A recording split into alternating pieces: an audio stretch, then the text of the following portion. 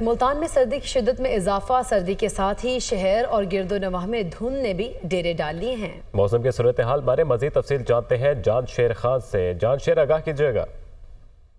جی، ملتان اور اس کے اطراف میں جو سردی ہے اس کی شدت میں اضافہ ہوا ہے اور سردی کے ساتھ ہی دھند کا جو سلسلہ ہے، فوگ ہے، وہ شروع ہو گئی ہے۔ اس وقت ملتان شہر میں جو ویزیبلٹی ہے وہ 600 میٹر تک ہے، جبکہ سراؤنڈنگ کے جو ایریاز ہیں، کنٹری سائیڈ ہے، باہر نکل جائیں تو وہاں پر ویزیبلٹی جو ہے وہ 400 میٹر تک ہے۔